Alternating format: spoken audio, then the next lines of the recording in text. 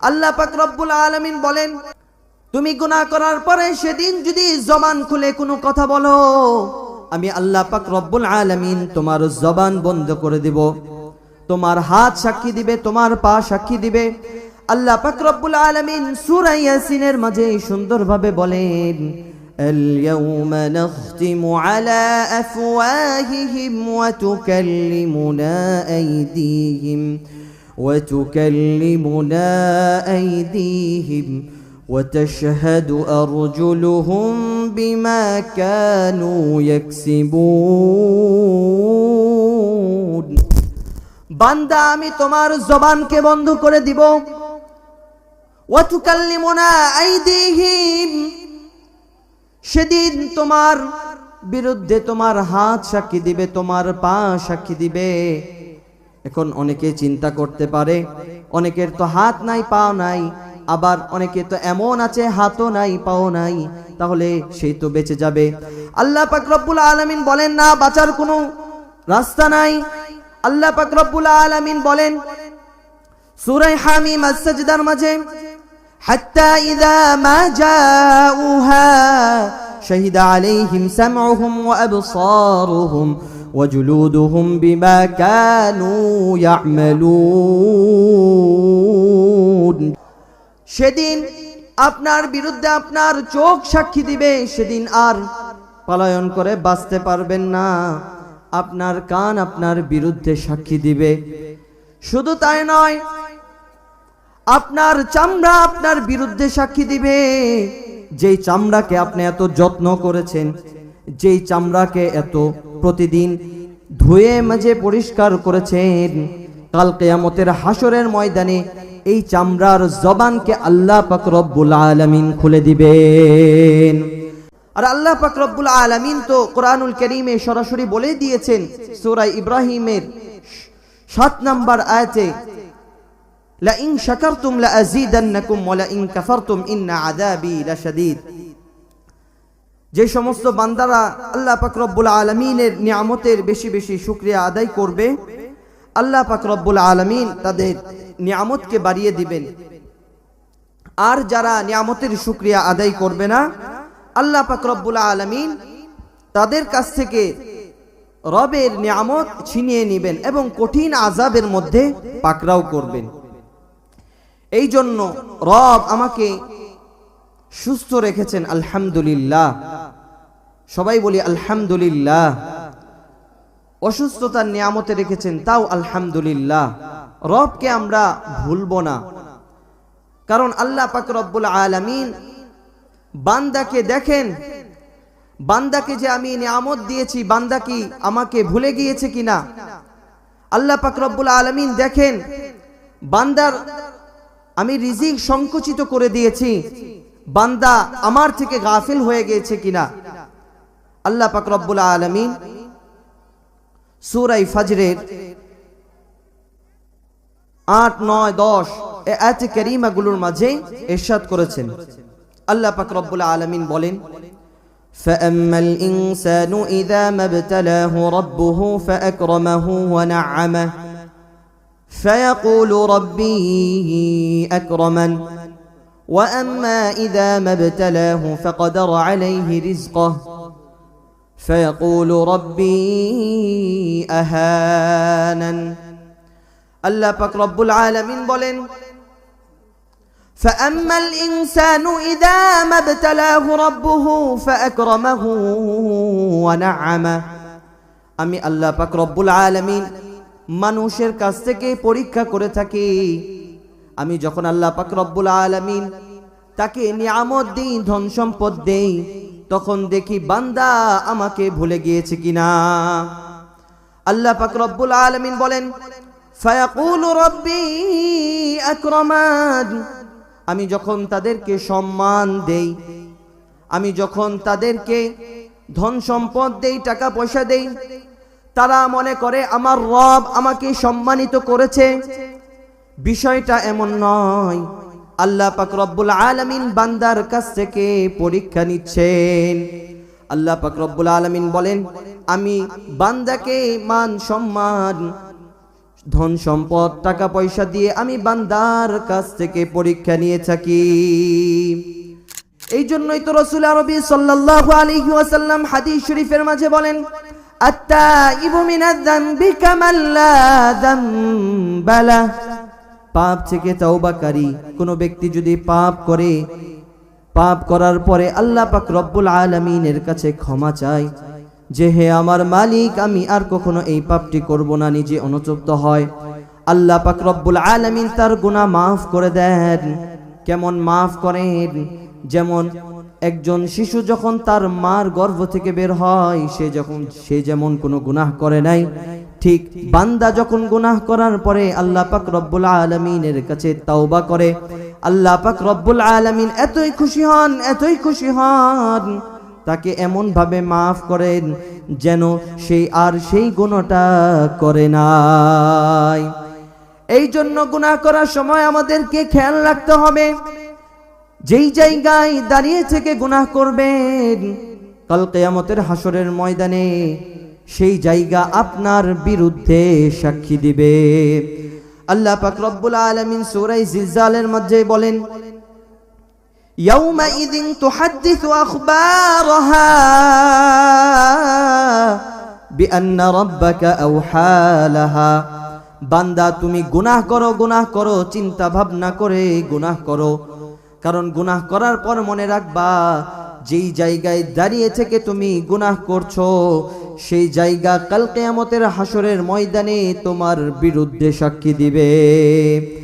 এখন বান্দা চিন্তা করতে পারে যে জায়গা কিভাবে সাক্ষী দিবে, জায়গা কিভাবে আমাকে আমার বিরুদ্ধে সাক্ষী দিবে, আমার বিরুদ্ধে বলবে।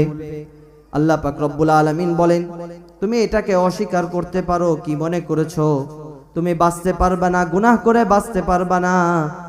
কারণ সেদিন তোমার চোখ সাক্ষী দিবে, তোমার কান সাক্ষী দিবে, তোমার হাত সাক্ষী দিবে, তোমার পা সাক্ষী দিবে, আর কিরামান কাতিবিন তো আছে, সে তো সব সময় লিপিবদ্ধ, সেই লিখতেই থাকে। ভালো কাজ করলে ডান কাঁধের ফেরেশতা লিখতে থাকে, মন্দ কাজ করলে বাম কাঁধের ফেরেশতা লিখতে থাকে। রব্বুল আলামিন বলেন, আমি মানুষকে এই ধন সম্পদ সম্মান দিয়ে মানুষের কাছ থেকে পরীক্ষা নিয়ে থাকি। এই ধন সম্পদ পাওয়ার পরে, সম্মান পাওয়ার পরে যদি বান্দা আমাকে স্মরণ করে, আমার নিয়ামতের শুকরিয়া আদায় করে, আমি আল্লাহ পাক রব্বুল আলামিন তার নিয়ামতকে বাড়িয়ে দিব। আর যদি বান্দা আমার দিক থেকে মুখ ফিরিয়ে নেয়, আমাকে ভুলে যায়, আমি আল্লাহ পাক রব্বুল আলামিন আমার নিয়ামতকে ছিনিয়ে নিব এবং তাকে কঠিন আযাবের মধ্যে পাকড়াও করব।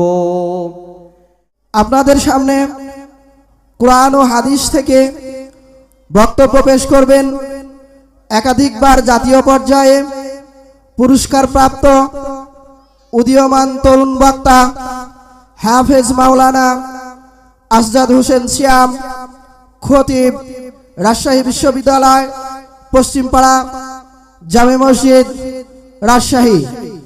তিনাকে তিনার মূল্যবান বক্তব্য দেওয়ার জন্য বিনীতভাবে অনুরোধ করছি।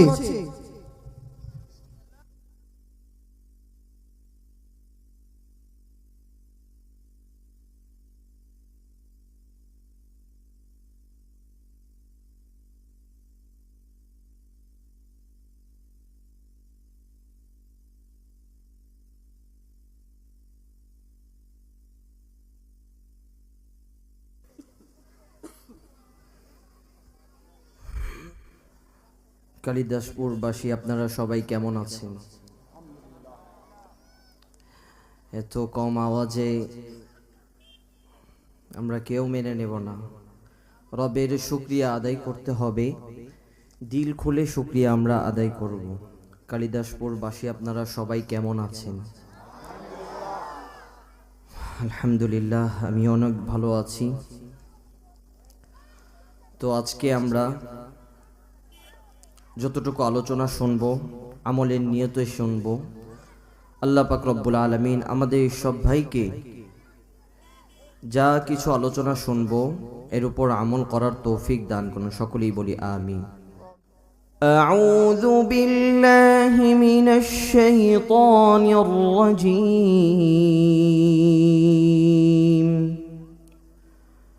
بسم الله الرحمن الرحيم.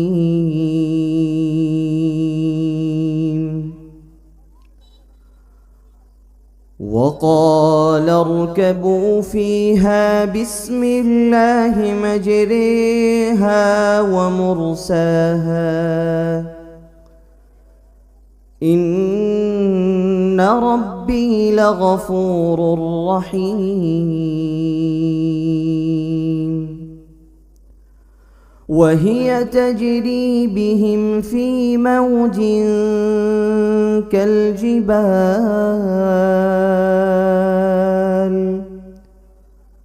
وهي تجري بهم في موج كالجبال.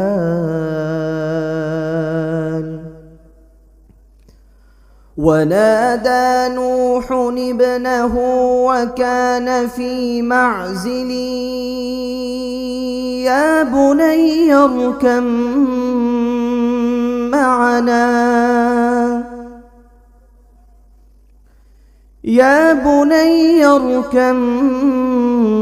معنا ولا تكن مع الكافرين. قال سآوي إلى جبل يعصمني من الماء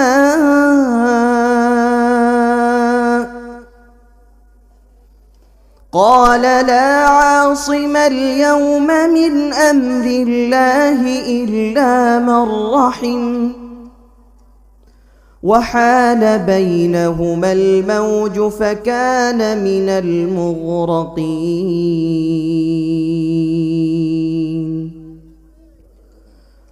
وقيل يا أرض ابلعي ماءك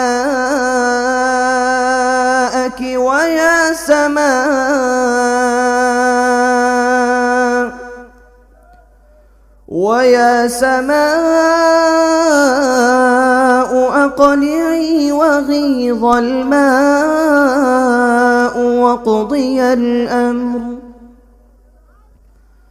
وقضي الأمر واستوت على الجودي وقيل بعدا للقوم الظالمين. ونادى نوح ربه فقال رب إن ابني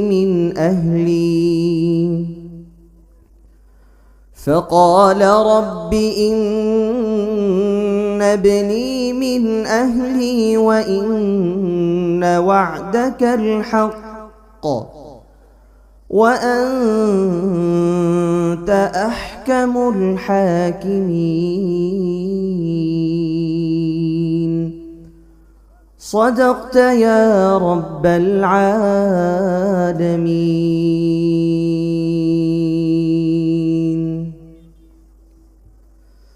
الحمد لله الذي جعل الشمس والقمر بحسبان والنجم والشجر يسجدان وفضل زمانا على زمان كما فضل مكانا على مكان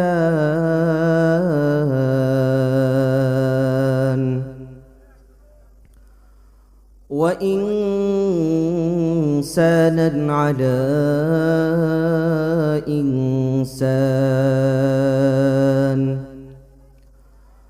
ونشهد أن لا إله إلا الله وحده لا شريك له ولا نظير له ولا وزير له ولا معين له.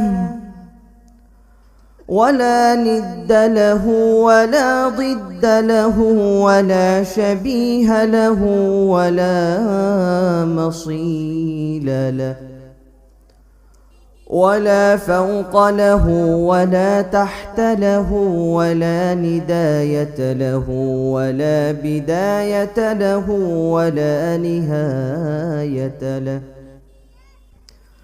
ونشهد أن سيدنا وسندنا وحبيبنا وحبيب ربنا وطبيبنا وطبيب قلوبنا وأعظمنا وأكرمنا وأجلنا ومولانا محمدا عبده ورسوله أرسله بالحق بشيرا ونذيرا وداعيا إلى الله بإذنه وسراجا وقمرا منيرا. أما بعد فقد قال الله تبارك وتعالى في كلامه المجيد وفي فرقانه الحميد: أعوذ بالله من الشيطان الرجيم. بسم الله الرحمن الرحيم. قل إن كنتم تحبون الله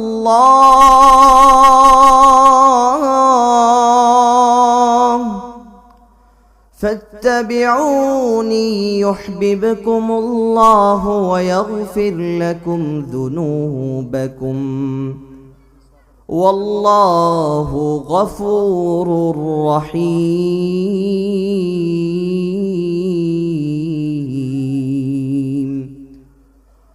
وقال النبي صلى الله عليه وسلم: لا يؤمن أحدكم حتى أكون أحب إليه من والده وولده والناس أجمعين،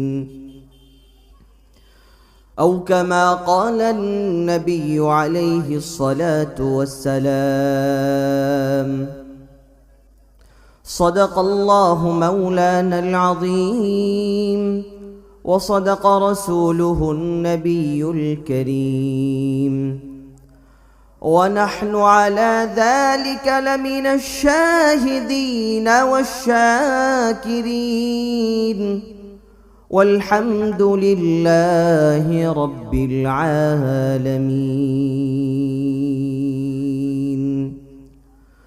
قالوا سبحانك لا علم لنا إلا ما علمتنا إنك أنت العليم الحكيم. رب زدني علما رب زدني علما رب زدني علما. رب اشرح لي صدري ويسر لي أمري واحلل عقدة من لساني يفقه قولي. সকলে আমার সাথে দুরূদ ইব্রাহিম পড়ে। اللهم صل على محمد وعلى آل محمد كما صليت على إبراهيم وعلى آل إبراهيم إنك حميد مجيد. اللهم بارك على محمد وعلى آل محمد كما باركت على إبراهيم وعلى آل إبراهيم إنك حميد مجيد सूरज ने दिया अपने शुआओं को पैगाम सूरज ने दिया अपने शुआओं को पैगाम दुनिया है अजब चीज़ को भी सुबह को भी शाम दुनिया है अजब चीज़ को भी सुबह को भी शाम दुनिया में हो दुनिया का तलबगार नहीं हो दुनिया में हो दुनिया का तलबगार नहीं हो बाजार से गुजर हो खरीदार नहीं हो बाजार से गुजर हो खरीदार नहीं हो मकबूल तो है शाज़ है काबिल तो बहुत है मकबूल तो है शाज़ है काबिल तो बहुत है ऐना के मानंदे तो नहीं दिल तो बहुत है ऐना के मानंदे तो नहीं दिल तो बहुत है उल्फत में बराबर के वफा हो के जफा हो उल्फत में बराबर के वफा हो के जफा हो हर चीज़ में लज्जत है अगर दिल में मज़ा हो हर चीज़ में लज्जत है अगर दिल में मज़ा हो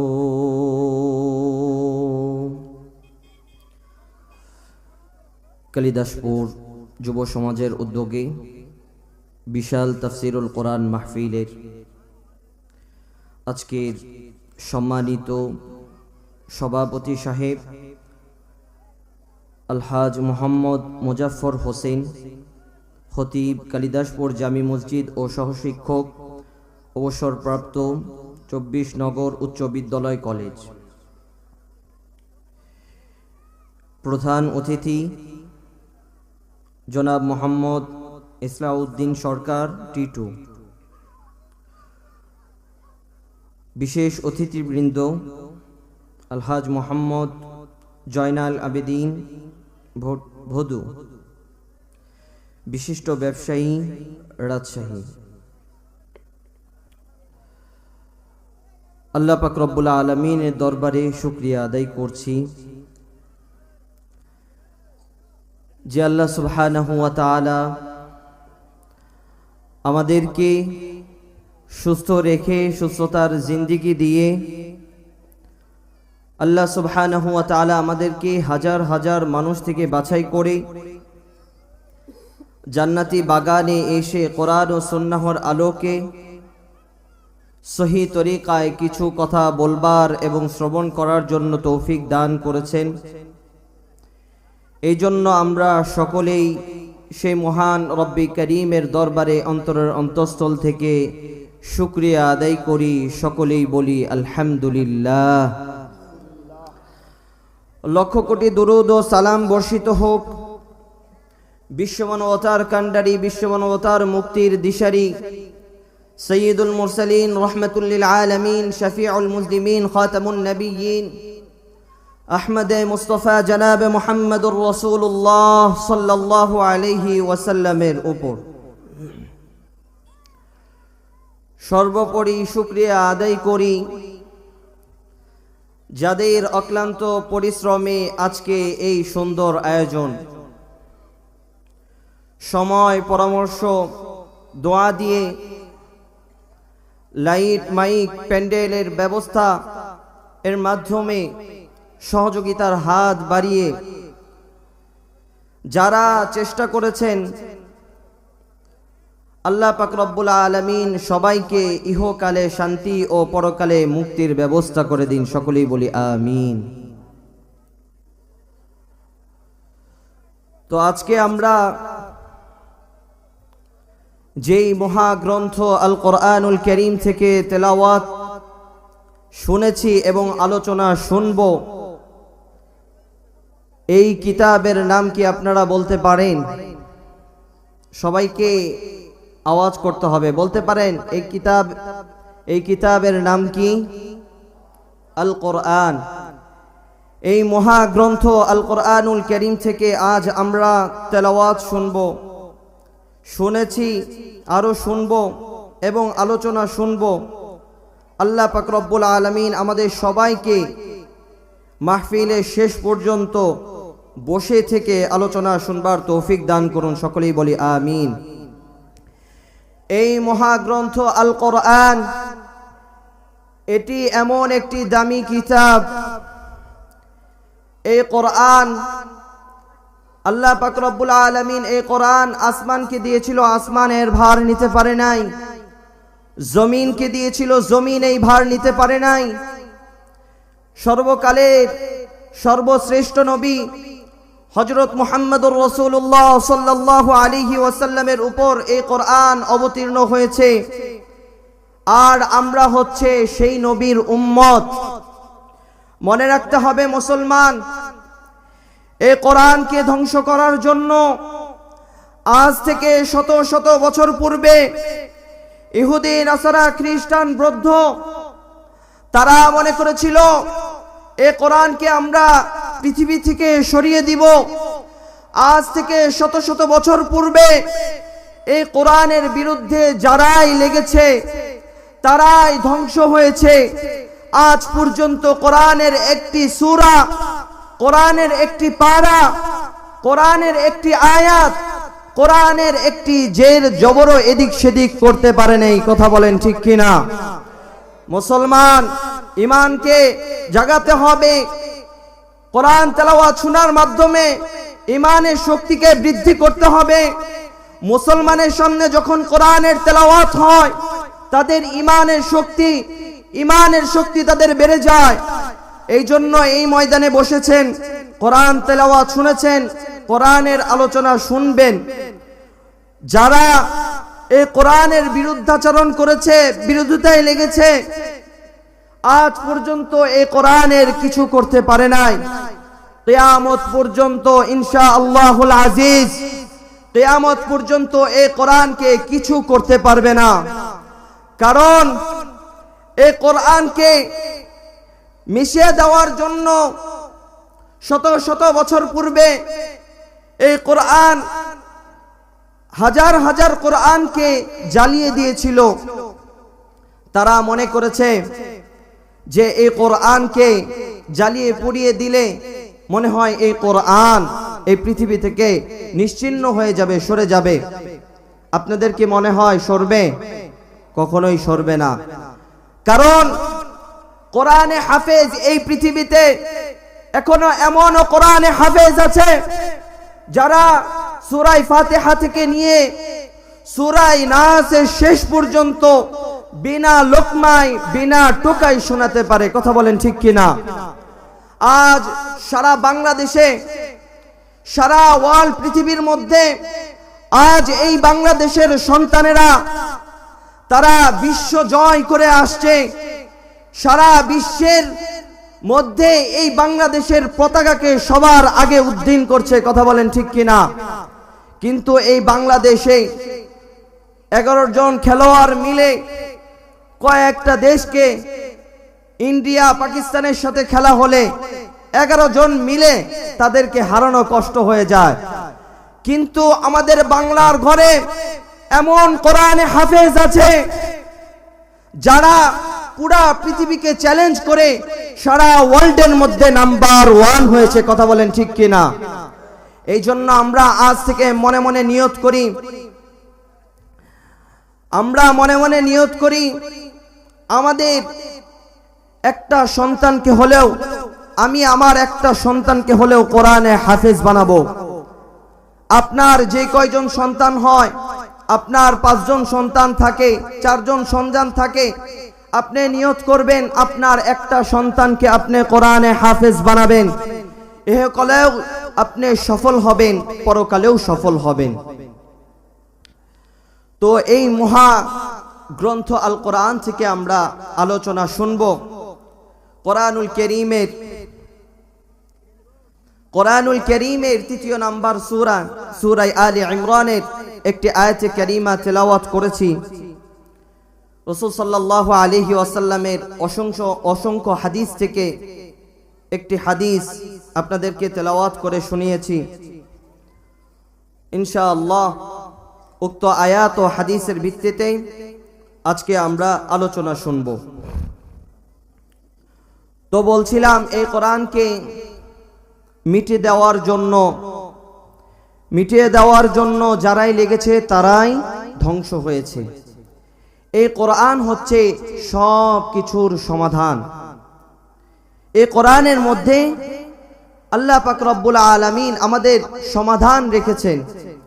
এই জন্যই তো আইনুদ্দিন আল আজাদ রহমতুল্লাহ আলাইহি খুব সুন্দরভাবে তার কথার মাধ্যমে ফুটিয়ে তোলেন, সমাধান চাও যদি জীবনে মরণে, ফিরে যাও খোঁজে নাও চোখ রাখো কোরআনে। সমাধান চাও যদি জীবনে মরণে, ফিরে যাও খোঁজে নাও চোখ রাখো কোরআনে। সমাধান চাও যদি জীবনে মরণে, ফিরে যাও খোঁজে নাও চোখ রাখো কোরআনে। এত চির অম্লান চির মুক্তির ডাক, এ যে মহাবাণী খোদারি কালামে পাক। এত চির অম্লান চির মুক্তির ডাক, এ যে মহাবাণী খোদারি কালামে পাক। এই দুনিয়ায় আর সে দুনিয়া, এই দুনিয়ায় আর সে দুনিয়া, মুক্তি পাবে তুমি দোজাহানে। সমাধান চাও যদি জীবনে মরণে, ফিরে যাও খুঁজে নাও চোখ রাখো কোরআনে।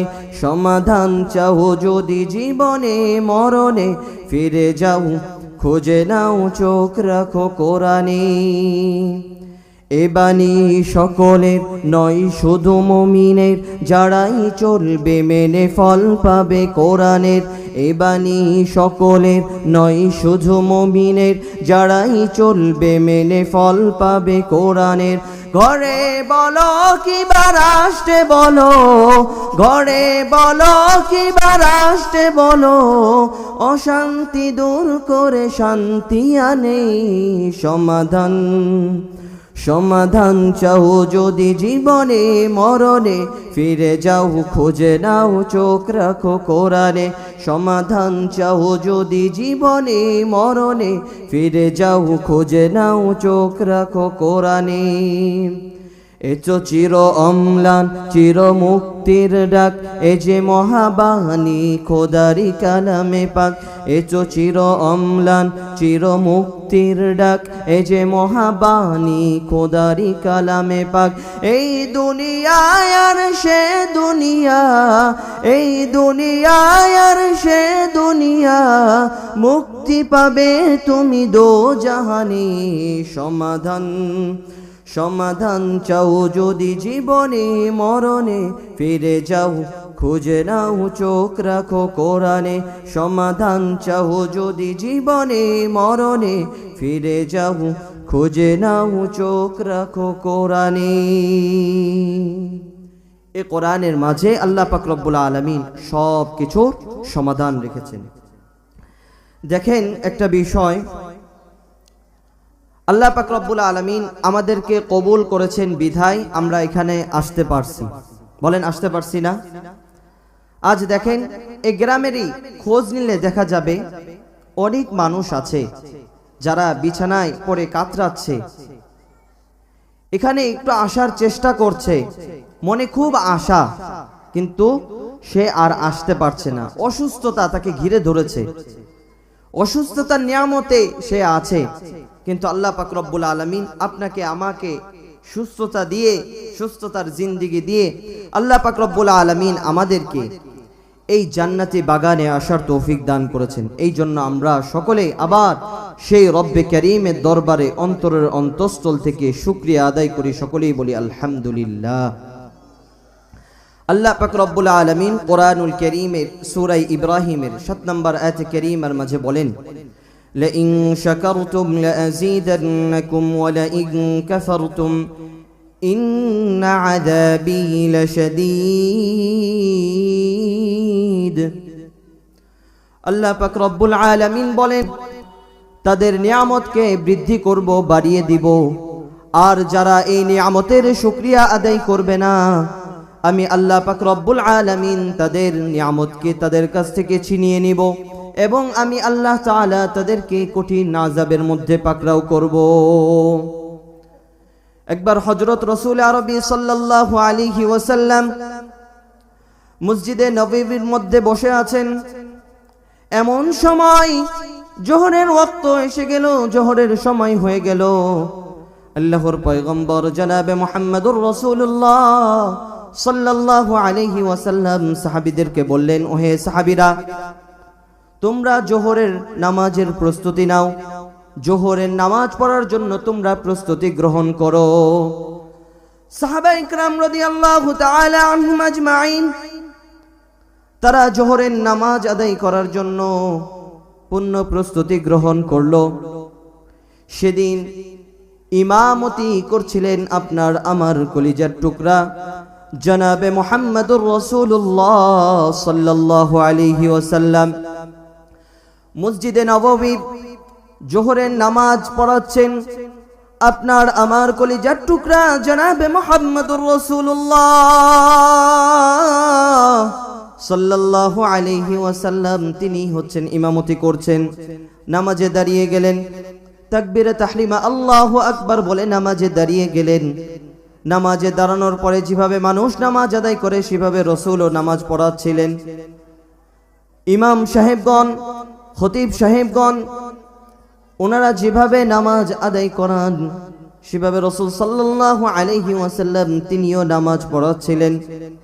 তিনি যখন রুকুতে গেলেন, রুকু থেকে ওঠার পরে যখন বললেন সামি আল্লাহু লিমান হামিদা, পিছন থেকে সবাই বলল রব্বানা লাকাল হামদ, কিন্তু একজন ভিন্ন ব্যতিক্রম আওয়াজে সবাই সবার সাথে মিলিয়ে বলল না রব্বানা লাকাল হামদ। তিনি একটু 4টা শব্দ বৃদ্ধি করলেন।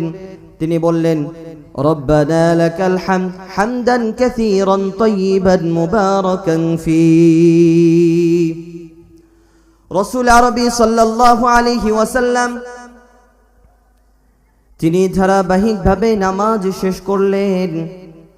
নামাজ শেষ করার পরে তিনি সকল সাহাবীদের দিকে ফিরে বললেন, ওহে সাহাবীরা, আমি যখন নামাজ আদায় করাচ্ছিলাম, যখন রুকুতে গেলাম, রুকু থেকে উঠে বললাম সামি আল্লাহু লিমান হামিদা, তোমরা বললে রব্বানা লাকাল হামদ, কিন্তু একজন এমন ব্যতিক্রম শব্দগুলো উচ্চারণ করেছে জবান থেকে, কখনো আমি রাসূল এই শব্দগুলো আমার জবান দিয়ে উচ্চারণ করি নাই।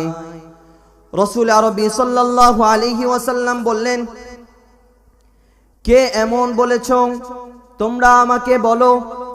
সকল সাহাবী ভয় পেয়ে গেলেন, রাসূল হয়তো রাগ করেছেন, সকলেই মাথা নিচা করে ফেললেন। রাসূল সাল্লাল্লাহু আলাইহি ওয়াসাল্লাম বললেন, ভয় পাওয়ার কোনো কারণ নাই, আমি তোমাদেরকে অভয় দিলাম, কে বলেছ আমাকে বলো।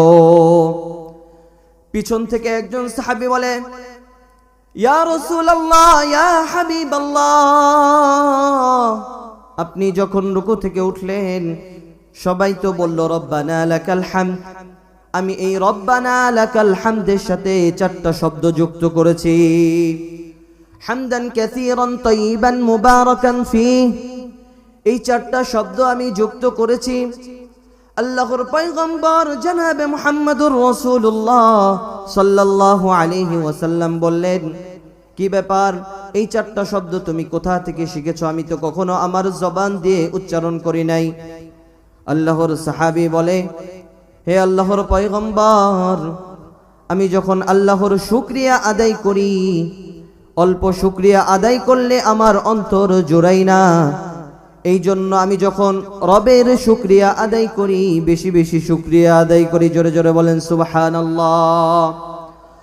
রাসূল আরবি সাল্লাল্লাহু আলাইহি ওয়াসাল্লাম বললেন, তুমি যখন এই চারটি শব্দ উচ্চারণ করলে, আমি দেখতে পাইলাম একজন ফেরেশতা নয়, দুইজন ফেরেশতা নয়, 30-এরও অধিক ফেরেশতা, তারা এই সবগুলো নিয়ে একজন আরেকজনের সাথে প্রতিযোগিতা লেগেছে, কে কার আগে আসমানে পৌঁছাবে। আল্লাহর পয়গম্বর জনাবে মুহাম্মদুর রাসূলুল্লাহ সাল্লাল্লাহু আলাইহি ওয়াসাল্লাম বললেন, তুমি যখন এই চারটা শব্দ তোমার জবান দিয়ে উচ্চারণ করলে, এই সবগুলো নিয়ে 30-এরও অধিক ফেরেশতা তারা একে অপরের সাথে প্রতিযোগিতা লেগেছে, কে কার আগে আসমানে গিয়ে এই সবগুলো পৌঁছাবে। এই জন্য আমরা যখন শুকরিয়া আদায় করব রবের, তখন অল্প শুকরিয়া আদায় করব না, বেশি বেশি শুকরিয়া আদায় করব। মনে রাখতে হবে মুসলমান, আল্লাহ তাআলার কাছে প্রিয় কথা হচ্ছে চারটা। 1 নাম্বার সুবহানাল্লাহ, 2 নাম্বার আলহামদুলিল্লাহ, 3 নাম্বার লা ইলাহা ইল্লাল্লাহ, 4 নাম্বার আল্লাহু আকবার। আল্লাহ তাআলার কাছে প্রিয় কথা চারটা মনে রাখতে হবে। আমি দোকানে বসে আছি, ব্যবসা করছি, অবসর সময় আমি বসে আছি, এই চারটা শব্দ, চারটা কালিমা বেশি বেশি আমার জবান দিয়ে উচ্চারণ করব। সুবহানাল্লাহ, আলহামদুলিল্লাহ, লা ইলাহা ইল্লাল্লাহ, আল্লাহু আকবার। যখন অবসর সময় বসে থাকব, তখন আমরা এই কালিমাগুলো বেশি বেশি পাঠ করব, ইস্তিগফার পাঠ করব, আস্তাগফিরুল্লাহ আস্তাগফিরুল্লাহ। কারণ আমরা মুসলমান, আমরা আল্লাহ পাক রব্বুল আলামিনের গুনাহগার বান্দা। এই ময়দানে এমনও মানুষ আছে যারা গুনাহ করতে করতে করতে করতে মোনাজাত তুললে তাদের চোখে আর পানি আসে না, অন্তরটা এমন হয়ে গেছে, পাথরের মতো শক্ত হয়ে গিয়েছে। আজ নিয়ত করেন, আমরা এই জান্নাতি বাগানে শেষ পর্যন্ত থাকব, আলোচনা শুনবো আমলের নিয়তে এবং আমল করার চেষ্টা করব ইনশাআল্লাহ। তাহলে এখান থেকে আমরা একটা জিনিস শিখতে পারলাম, সেটা হচ্ছে যখন আমরা রবের শুকরিয়া আদায় করব, তখন আমরা রবের শুকরিয়া বেশি বেশি আদায় করব। আর আল্লাহ পাক রব্বুল আলামিন তো কোরআনুল কারীমে সরাসরি বলে দিয়েছেন, সূরা ইব্রাহিমের 7 নম্বর আয়াতে, লা ইন শাকারতুম লা আযীদান্নাকুম ওয়া লা ইন কাফারতুম ইন্না আযাবি লাশাদীদ। যে সমস্ত বান্দারা আল্লাহ পাক রব্বুল আলামিনের নিয়ামতের বেশি বেশি শুকরিয়া আদায় করবে, আল্লাহ পাক রব্বুল আলামিন তাদের নিয়ামতকে বাড়িয়ে দিবেন। আর যারা নিয়ামতের শুকরিয়া আদায় করবে না, আল্লাহ পাক রব্বুল আলামিন তাদের কাছ থেকে রবের নিয়ামত ছিনিয়ে নেবেন এবং কঠিন আযাবের মধ্যে পাকড়াও করবেন। এই জন্য রব আমাকে সুস্থ রেখেছেন, আলহামদুলিল্লাহ। সবাই বলি আলহামদুলিল্লাহ। অসুস্থতার নিয়ামতে রেখেছেন, তাও আলহামদুলিল্লাহ।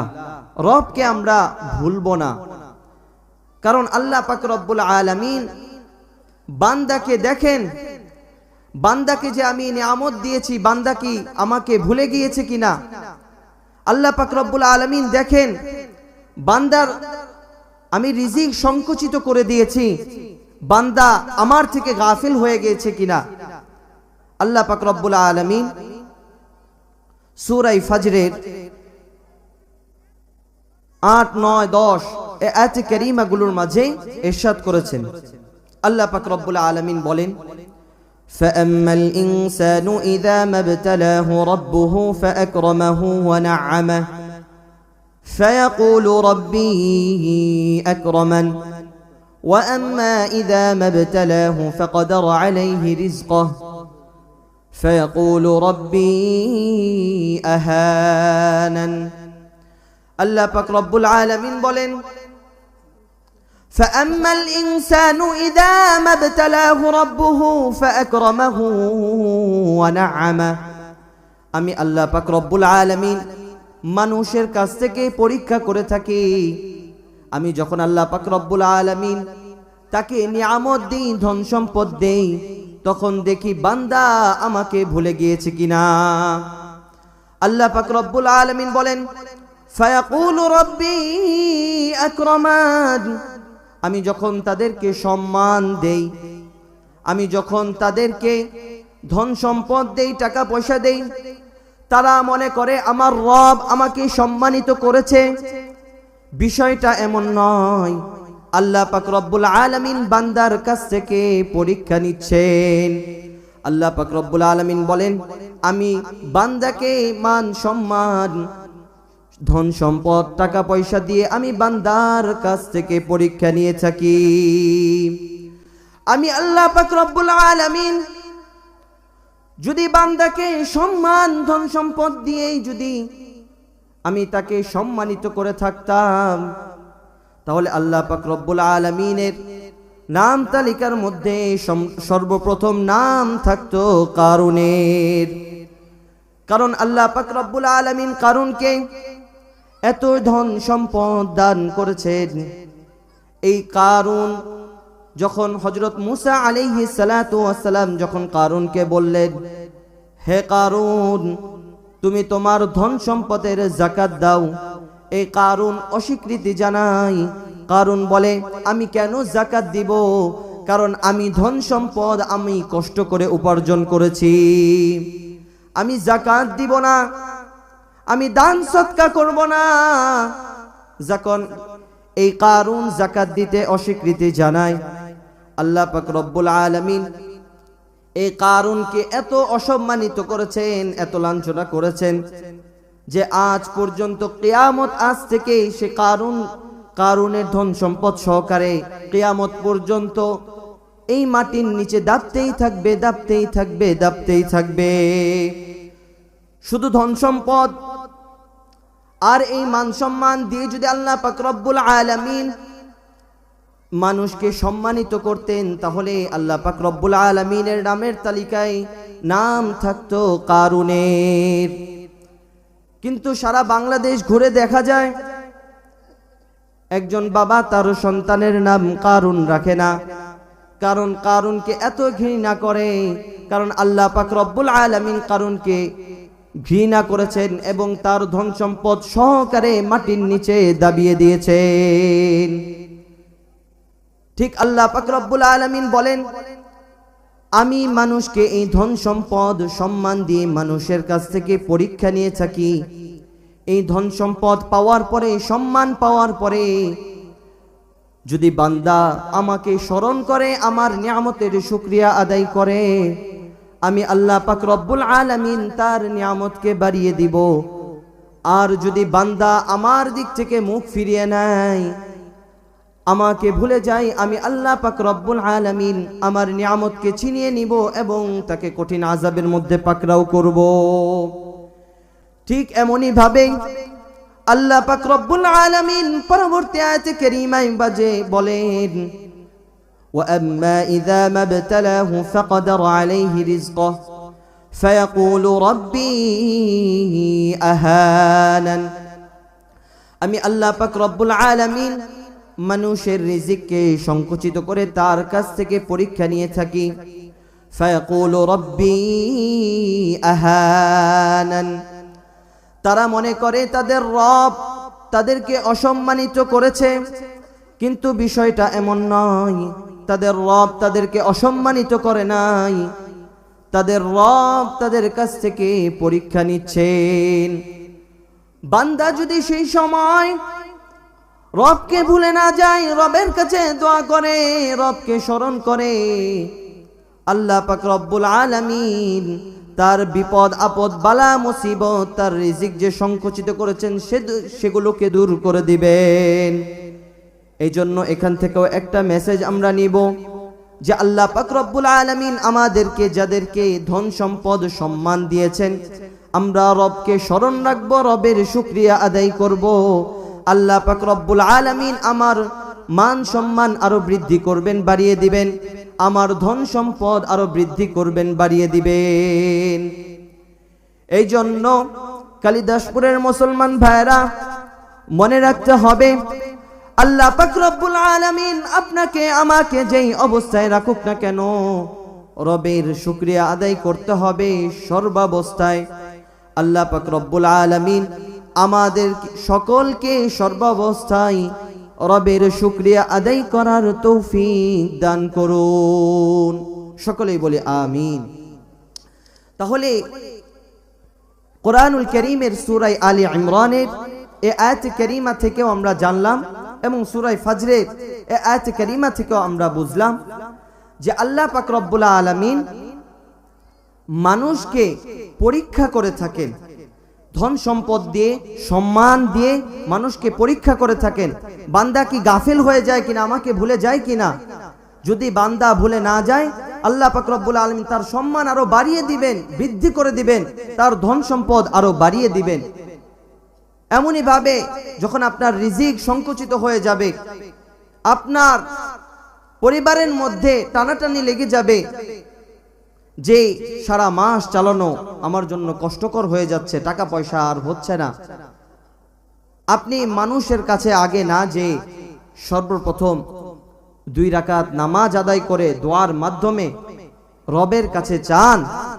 কারণ শেষ রাতে এসে আল্লাহ পাক রব্বুল আলামিন বান্দাদেরকে ডাকতে থাকেন, কার কি চাওয়া আছে আমার কাছে চাও, আমি রব তোমাদেরকে দিব।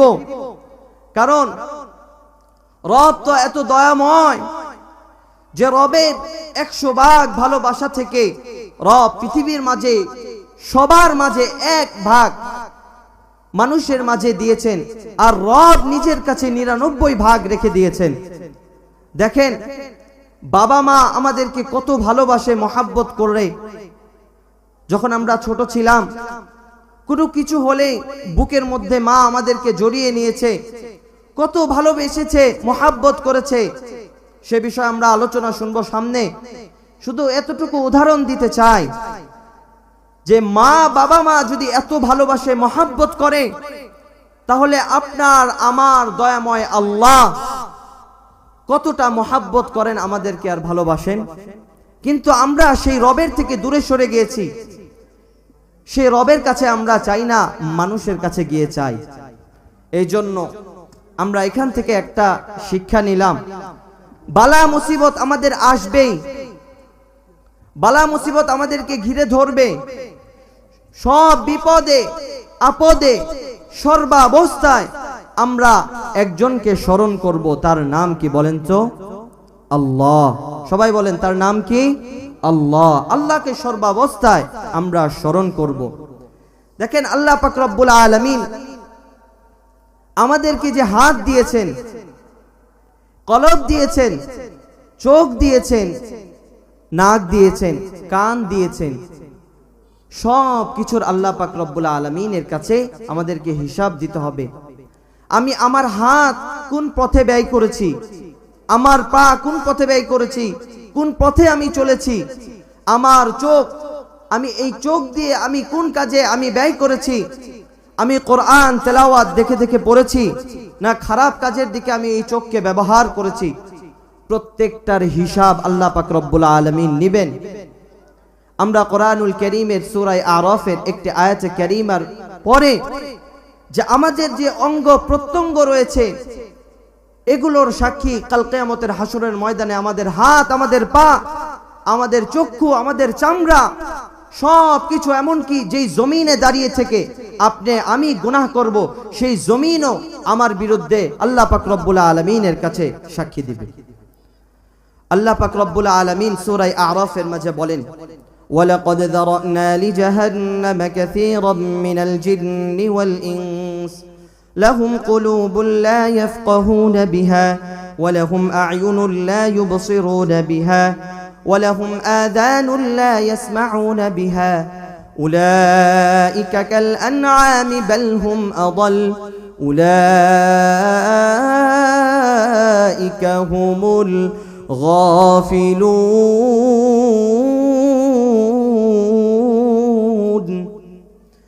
আল্লাহ পাক রব্বুল আলামিন বলেন, আমি বহু জিন ও মানব জাতির জন্য জাহান্নাম প্রস্তুত করে রেখেছি। লাহুম কুলুবুল লা ইয়াফকাহুনা বিহা। আল্লাহ পাক রব্বুল আলামিন বলেন, আমি যাদেরকে একটি কলব অন্তর দান করেছি, সে এই অন্তর কোন কাজে ব্যয় করেছে। আচ্ছা, সম্মানিত উপস্থিতি, আমরা একটু সামনের দিকে এগিয়ে আসি ভাইরা। আমরা আলোচনা শুনবো। ময়দানকে আমরা ভরপুর করে দেই, পিছনে অনেক মানুষ দাঁড়িয়ে আছে, আমরা একটু কষ্ট করে এগিয়ে আসি। এই জায়গাগুলো পূরণ করেন, কোনায় পূরণ করেন, এই জায়গায়ও আসেন। আজকের সম্মানিত সভাপতি সাহেব তিনিও চলে আসছেন, বিশেষ অতিথিবৃন্দ তারাও চলে আসছেন। আমাদের মজমাটা জমজমাট হয়ে উঠেছে। আমরা কোরআন ও সুন্নাহর আলোকে আলোচনা শুনবো ইনশাআল্লাহ। কারণ এই কোরআনের মাহফিল, এই অনুষ্ঠান প্রতিদিন হয় না।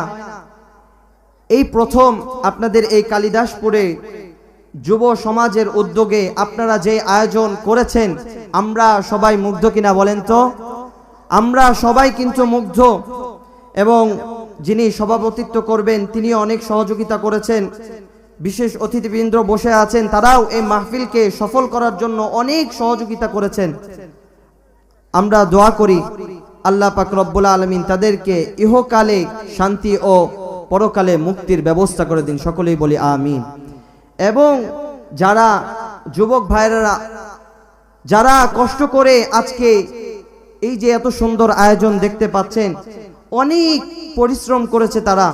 আমাদের এই সুমন ভাই আমার সাথে সব সময় যোগাযোগ করেছে, কিভাবে এই মাহফিলটাকে সাজানো যায়। ভাই আমাকে পরামর্শ দেন, আমাকে বলেন। অনেকভাবে আমার সাথে যোগাযোগ করেছেন, তার সাথে অনেক কথাবার্তাও বলেছি। এবং তিনি বলেছেন এই যুবকরা অনেক কষ্ট করছে এই মাহফিলের জন্য। আমরা প্রাণ করে দোয়া করছি যারা এই মাহফিলকে সফল করার জন্য, যারা সময়, পরামর্শ, দোয়া দিয়ে যারা সহযোগিতার হাত বাড়িয়েছেন, বিশেষ করে যুবক ভাইয়েরা, আল্লাহ পাক রব্বুল আলামিন তাদেরকে ইহকালে শান্তি ও পরকালে মুক্তির ব্যবস্থা করে দিন, সকলেই বলি আমিন। আল্লাহ পাক রব্বুল আলামিন সেই সমস্ত যুবক ভাইদেরকে কবুল আর মঞ্জুর করে নিন, সকলেই বলি আমিন। আর একটু সামনে ফাঁকা জায়গা আছে, একটু কষ্ট করে পূরণ করে নিই। পিছনে অনেক মানুষ দাঁড়িয়ে আছে, একটু কষ্ট করি ভাই। কোরআনের মজলিস ফাঁকা রাখলে শয়তানরা এসে বসে।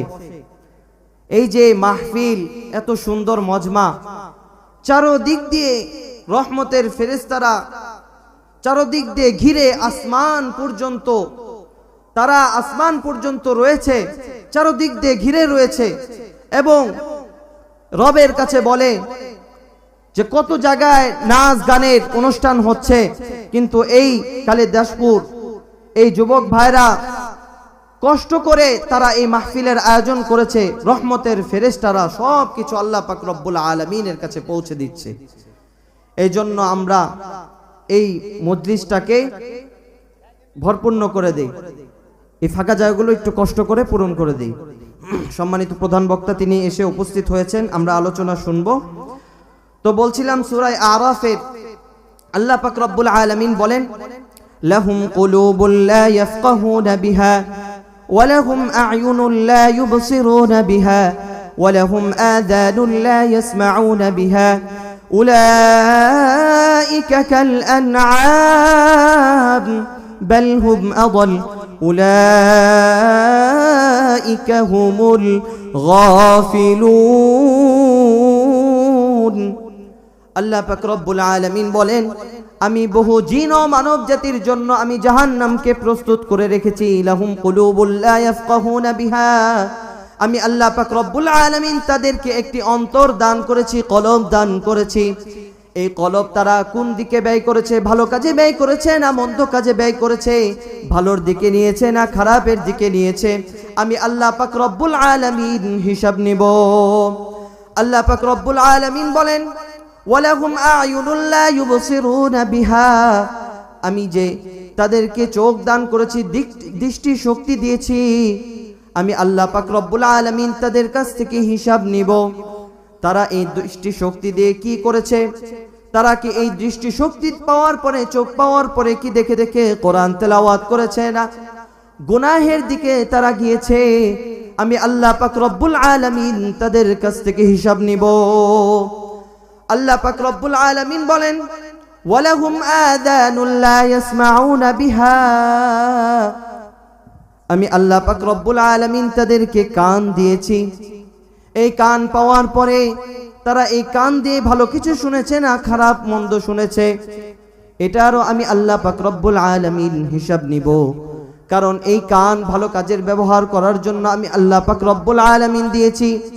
ও যুবক ভাইরা, ভালো করে শুনে না, মনটা একটু খারাপ থাকলে আমরা কানের মধ্যে হেডফোন লাগিয়ে গান শুনি, কিন্তু প্রিয় ভাইরা মনে রাখবেন, মন যখন খারাপ হবে একটা বার আপনি দেখবেন আল্লাহ পাক রব্বুল আলামিনের কোরআন তেলাওয়াতটা শুনে যদি মন না ভালো হয় তাহলে আপনি আমাকে বলবেন।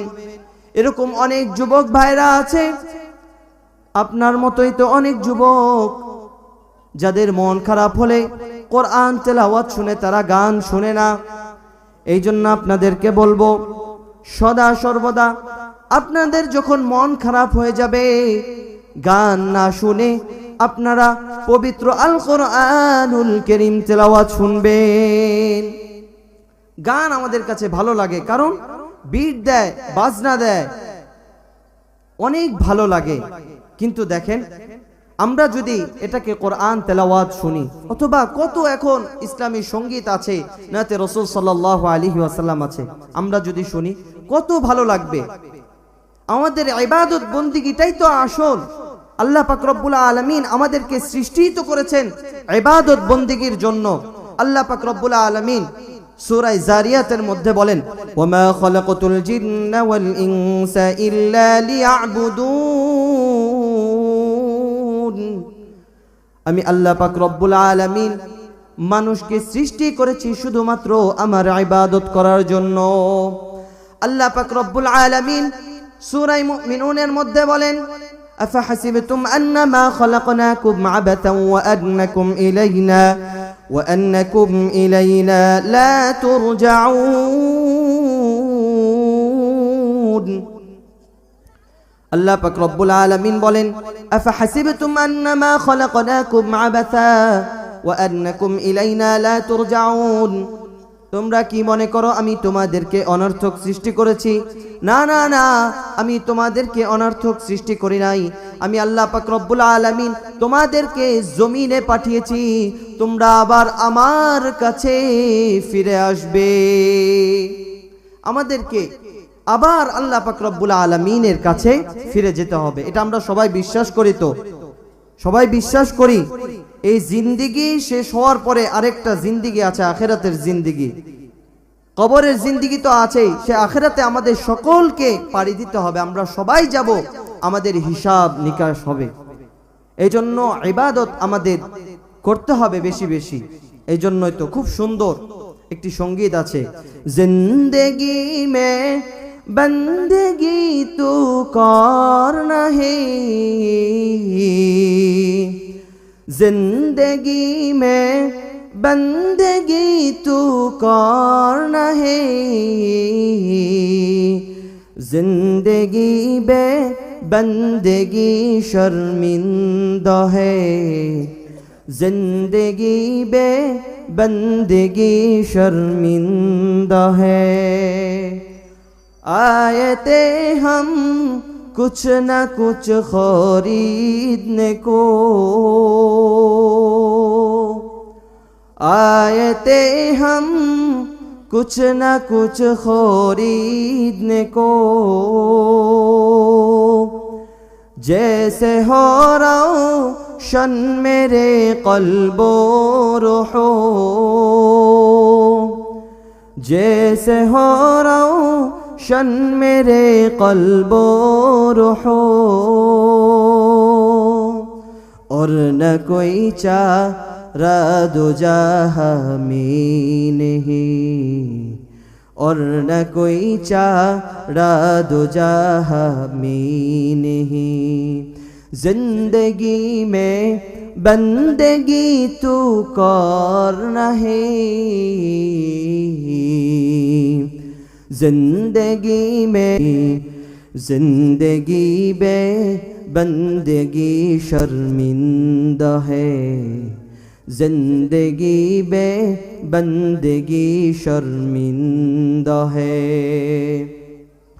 दुनिया में हो दुनिया का तौलबगार न हो दुनिया में हो दुनिया का तौलबगार न हो बाजार से गुजर हो खरीदार न हो दुनिया में हो दुनिया का तौलबगार न हो बाजार से गुजर हो खरीदार न हो ये दुनिया एक मिसल कागज़ फूल है ये दुनिया एक मिसल कागज़ फूल है जिंदगी में बंदगी तू करना है जिंदगी में बंदगी तू करना है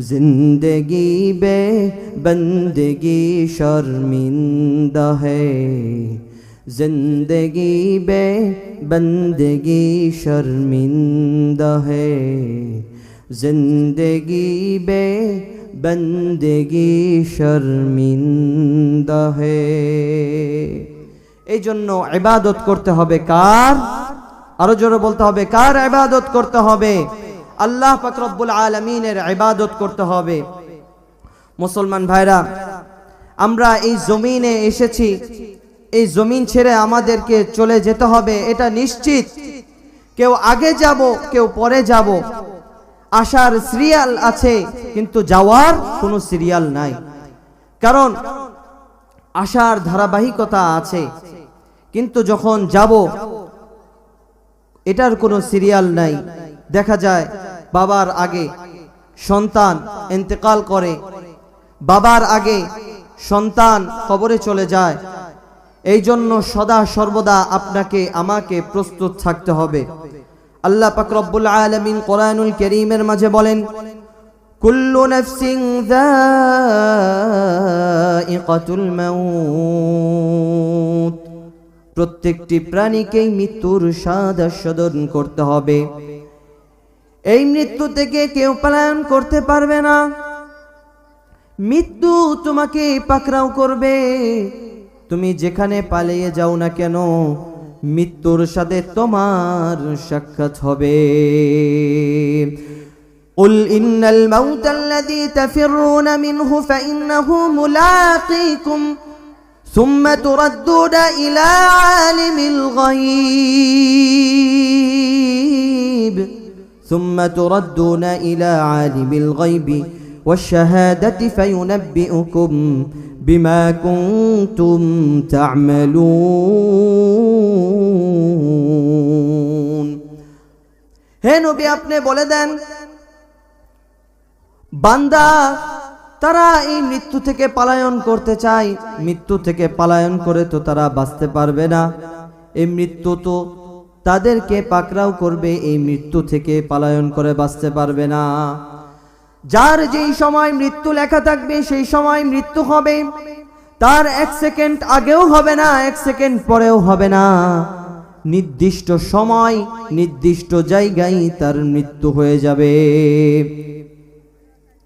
ইযা জাআ আজালুহুম লা ইস্তাখিরুনা সাআতান ওয়া লা ইস্তাকদিমুন আল্লাহ পাক রব্বুল আলামিন বলেন বান্দার যেই জায়গায় মৃত্যু লেখা থাকবে, যেই স্থানে, তার 1 সেকেন্ড আগেও তার মৃত্যু হবে না, তার 1 সেকেন্ড পরেও তার মৃত্যু হবে না।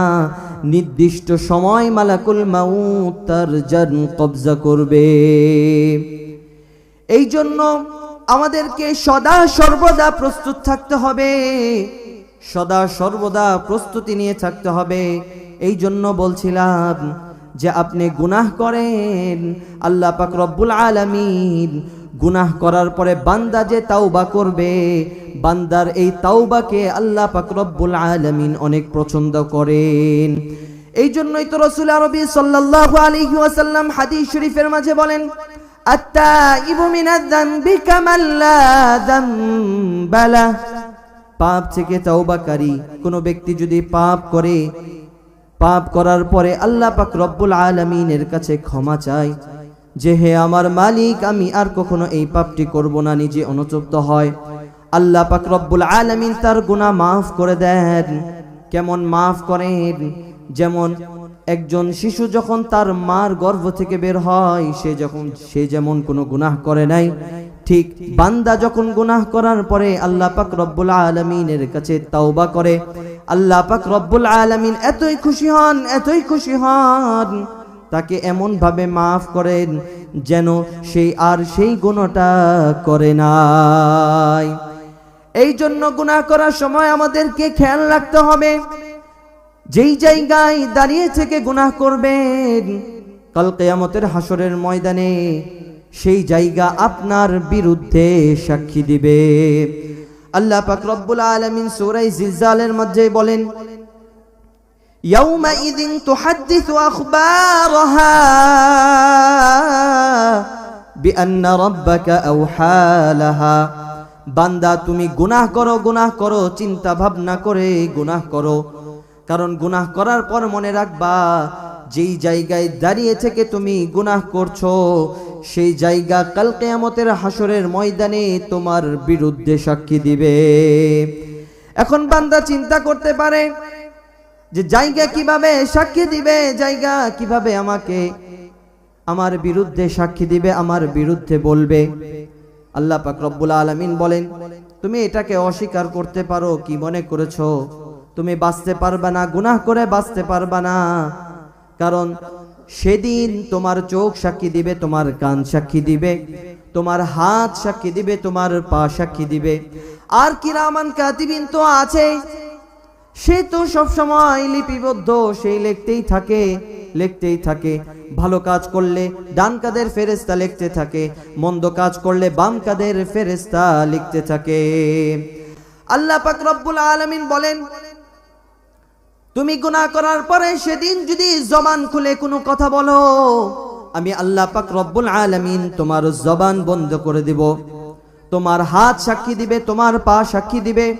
আল্লাহ পাক রব্বুল আলামিন সূরা ইয়াসিনের মাঝে সুন্দরভাবে বলেন, আল-ইয়াওমা নাখতিমু আলা আফওয়াহিহিম ওয়া তুকাল্লিমুনা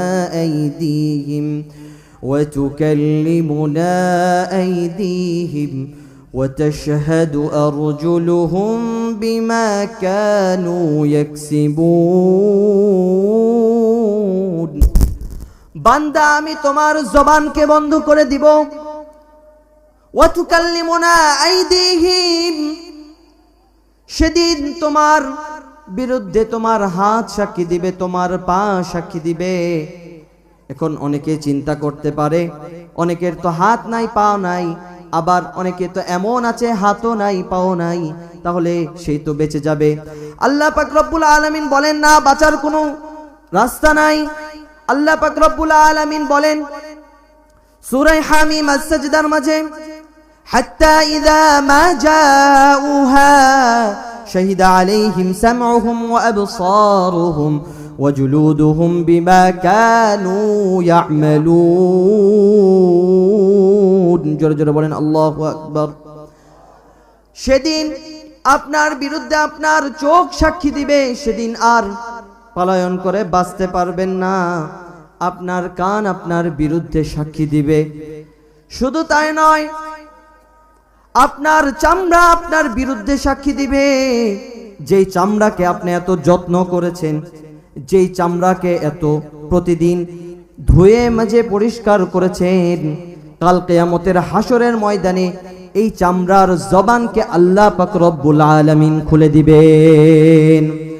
আল্লাহ পাক রব্বুল আলামিন পরবর্তী আয়াতে কারীমার মাঝে বলেন, ওয়াকালু লিজুলুদিহিম লিমা শাহিদতুম আলাইনা قالوا أنطقنا الله الذي أنطق كل شيء وهو خلقكم أول مرة وإليه ترجعون الله أكبر। বান্দা কি মনে করেছো আমি আল্লাহ পাক রব্বুল আলামিন সেদিন চামড়ার জবানকে খুলে দিব? বান্দা বলবে, কিরে চামড়া, তোকে দুনিয়াতে থাকা অবস্থায় এত তোর যত্ন নিয়েছি, পরিষ্কার করেছি, তুই কেন আমার বিরুদ্ধে সাক্ষী দেস? চামড়া বলবে, যেমন এভাবে আল্লাহ পাক রব্বুল আলামিন তোমার জবান দিয়েছে, জবান দিয়ে তুমি কথা বলতে পারছো, আল্লাহ পাক রব্বুল আলামিন আমাকে জবান দিয়ে দিয়েছেন তোমার বিরুদ্ধে সাক্ষী দেওয়ার জন্য। সেদিন অবস্থাটা খুব ভয়াবহ হবে। এই জন্য মুসলমান গুনাহ করার আগে চিন্তা ভাবনা করে একটু গুনাহ করবেন, যা আমি যেই জায়গায় দাঁড়িয়ে থেকে গুনাহ করছি সেই জায়গা, সেই জমিন তো আমার বিরুদ্ধে সাক্ষী দিবে। আরে আমি যেই জায়গায় দাঁড়িয়ে গুনাহ করছি সেই জায়গায় তো আমার বিরুদ্ধে সাক্ষী দিবে। আমি গুনাহ করছি, আমার জবান তো আমার বিরুদ্ধে সাক্ষী দিবে। আমি গুনাহ করছি, আমার হাত তো আমার বিরুদ্ধে সাক্ষী দিবে, আমার পা তো আমার বিরুদ্ধে সাক্ষী দিবে, আমার চোখ তো আমার বিরুদ্ধে সাক্ষী দিবে, আমার কান তো আমার বিরুদ্ধে সাক্ষী দিবে। এরপরে মনে রাখতে হবে মুসলমান, এরপরে মানুষ এটাকেও অস্বীকার করলে আল্লাহ পাক রব্বুল আলামিন কোরআনুল কারীমের মাঝে তাও বলেন, ওয়া ইন্না আলাইকুম লাহাফিযিন কিরামান কাতিবিন। তোমরা কি মনে করেছো তোমরা এই সব বলেও বাঁচতে পারবে না? আমি দুইটা ফেরেশতা নিযুক্ত করে দিয়েছি। ডান কাজে তুমি যে ভালো কাজ করো, ডান কাজে যে ফেরেশতা থাকে সেই ফেরেশতা লিপিবদ্ধ করতে থাকে, লিখতে থাকে। খারাপ কাজ করলে বাম কাদের ফেরেশতা লিপিবদ্ধ করতে থাকে। তুমি কোথায় পালিয়ে যাবা? সর্বশেষ যে সাক্ষী দাঁড়াবে, যেই সাক্ষী তার সামনে উপস্থিত করা হবে, আল্লাহ পাক রব্বুল আলামিন সূরা কাহফের মাঝে বলেন, বান্দা তুমি কিভাবে পলায়ন করবা? তোমার সামনে তো সব কিছু উপস্থাপন করা হবে, তুমি পালিয়ে কোথাও বাঁচতে পারবা না। আল্লাহ পাক রব্বুল আলামিন সূরা কাহফের মাঝে বলেন, ওয়াবুদিআল কিতাবু ফাতারাল মুজরিমিনা মুশফিকিনা মিম্মা ফীহি ويقولون يا ويلتنا ما لهذا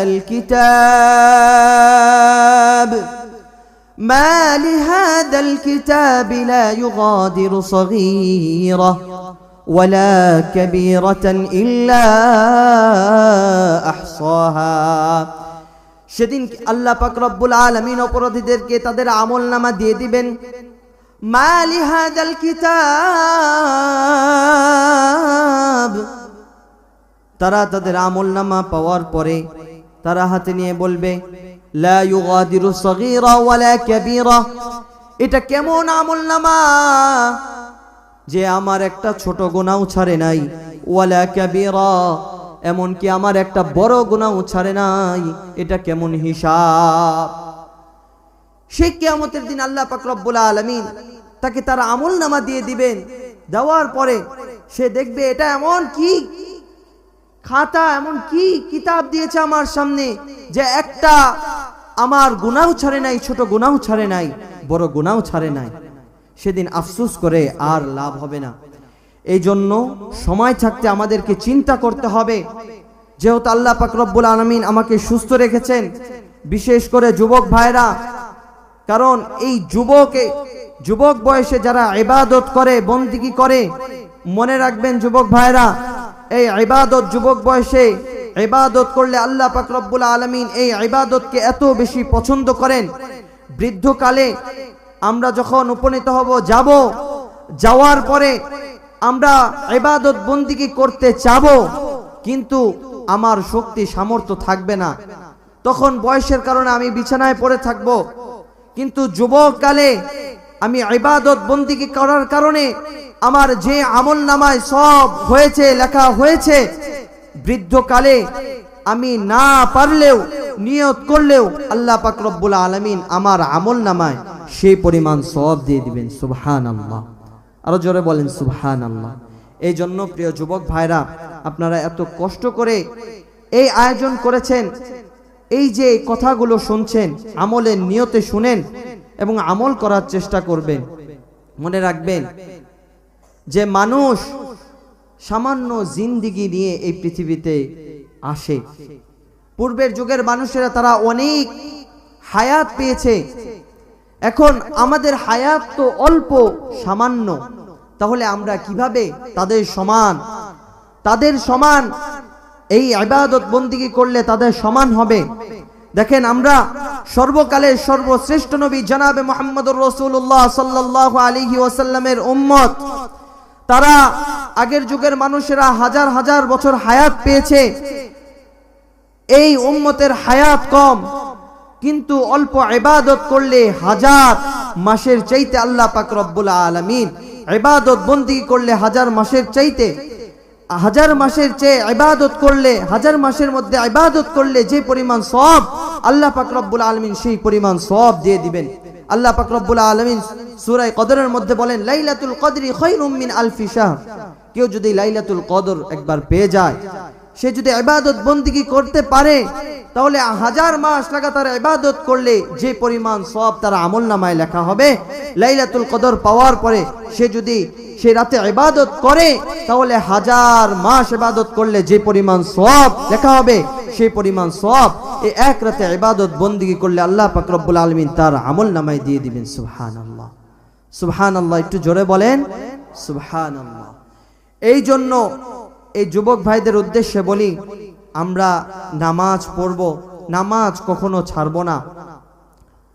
কারণ বেনামাজি যারা নবীর সুন্নতকে কতল করে কাটে, নামাজ আদায় করে না, কাল কিয়ামতের হাসরের ময়দানে আমরা নবীর সামনে কিভাবে দাঁড়াবো? হাউজে কাউসারের পানি আমরা কিভাবে আশা করি?